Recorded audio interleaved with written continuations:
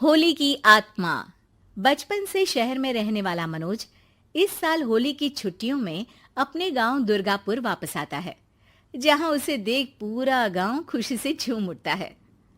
जब गया था तब इतना सा था और अब देखो कितना बड़ा हो गया है। हाँ सरपंच जी, जब मैं गया था तब आप भी बहुत जवान थे और अब देखो कितने बूढ़े हो गए हैं आप। चलो चलो, बढ़िया है। बच्चा घर वापस आ गया। इसी खुशी में आज रात पार्टी होगी। क्या बात है, गांव में भी पार्टियां होने लगी। वैसे अगर पार्टी की बात है तो आज क्यों सीधा होली पार्टी करते हैं। होली पार्टी की बात सुन चहल पहल में अचानक सन्नाटा छा जाता है, जिसे देख मनोज को कुछ अजीब लगता है। लेकिन तभी सरपंच बात पलट देता है। अब बहुत देर हो गई, चलो सब अपने घर चलो, पार्टी के बारे में कल सोचेंगे। मनोज भी मम्मी पापा के साथ घर आ जाता है, पर होली पार्टी और उस पर पूरे गांव की खामोशी वाली बात अभी तक उसके जहन से निकलती नहीं। पापा, होली पार्टी की बात पर सब चुप क्यों हो गए थे। अरे होगी उनकी कोई अपनी बात। मुझे गांव की पंचायत ही थोड़ी पता है। थक गया हूँ, चलो सो जाते हैं, कल बात करते हैं। पापा की बात मानते हुए मनोज भी सोने चला जाता है। आज तो छुपा लिया, लेकिन हफ्ते बाद जब होली का दिन आएगा तब इसे कैसे रोकोगे। अगली सुबह सूरज के साथ ही मनोज भी गांव घूमने निकल जाता है, जिस पर रास्ते में उसे अपनी ही उम्र के कुछ लड़के भी मिलते हैं, जिनसे दोस्ती कर अब वो उनके साथ घूमने लगता है। इसी तरह कुछ दिन बीत जाते हैं और होली नजदीक आने लगती है। दोस्तों, होली में 4 दिन ही बचे हैं, पर गांव में उसकी कोई तैयारियां क्यों नहीं दिख रही। क्योंकि यहाँ होली नहीं मनाई जाती। अरे पर ऐसा क्यों। वो राजा भूषण। अरे तुम 4 दिन के लिए आए हो, क्या इतना सोच रहे हो। चलो कुछ खाने चलते हैं। इसी के साथ एक बार फिर होली की बात को टलते हुए देख मनोज को शक होने लगता है। वो घर पहुंचते ही इंटरनेट पर अपने गांव और राजा भूषण के बारे में जानकारी निकालने लगता है। क्या? मुझे आज तक ये नहीं पता था। ऐसा कैसे? किसी ने मुझे कुछ बताया क्यों नहीं?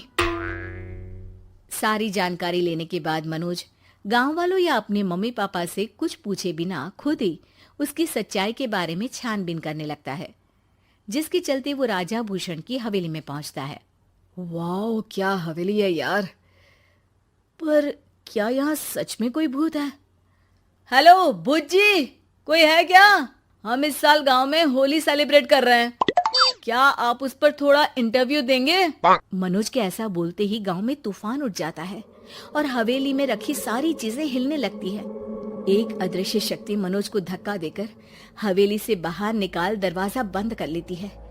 ये सब देख मनोज हैरान रह जाता है। क्या अभी मुझे हवा ने धक्का देकर बाहर निकाल दिया? मेरे होते हुए इस गांव में कभी होली नहीं मन सकती, इसलिए दोबारा ऐसी कोशिश भी मत करना, अंजाम बुरा होगा।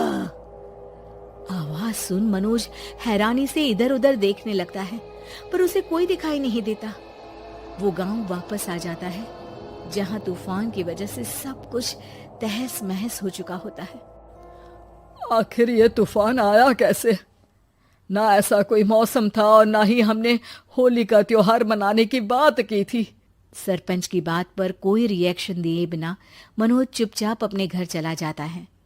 इस तरह देखते ही देखते होली का दिन भी आ जाता है और मनोज रंग लेकर गांव में निकल जाता है, लेकिन गांव पूरी तरह खाली होता है।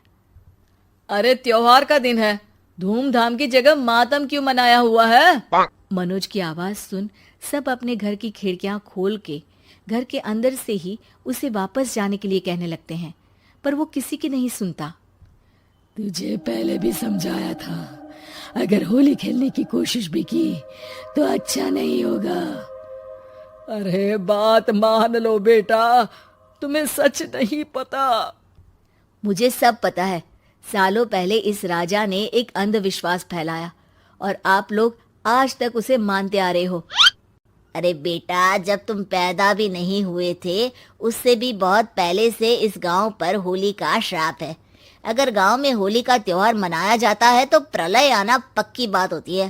राजा भूषण इस सब में नहीं मानते थे और त्योहार मनाने लगे, जिसके चलते होली वाले ही दिन पहले उनके बेटे की और फिर उनकी मृत्यु हो गई।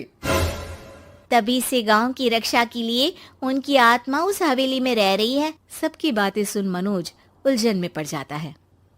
सोचना भी मत मनोज, अगर तुमने इस परंपरा को तोड़ने की कोशिश भी की तो उसका परिणाम इस गांव और गांव के लोगों के लिए अच्छा नहीं होगा। मुझे भी यकीन नहीं हो रहा कि आप लोग एक बेतुकी बात को मानकर सालों से रंगों के त्योहार को मातम की तरह मनाते आ रहे हो। मनोज किसी की कोई बात ना मानते हुए पूरे गांव में रंग बिखेर देता है, जिसके तुरंत बाद वहां तूफान के साथ बिजलियां गरजने लगती है। अचानक मौसम में ऐसा बदलाव देख जहां मनोज कंफ्यूजन में आ जाता है, वहीं गांव वाले डर से सहम जाते हैं।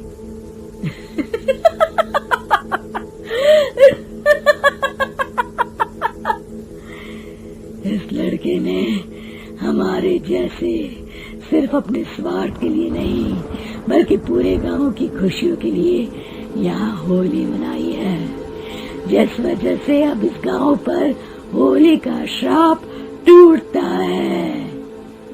ऐसा बोलकर राजा का भूत वहां से गायब हो जाता है, जिसके बाद गांव के लोग धूमधाम से होली मनाते हैं।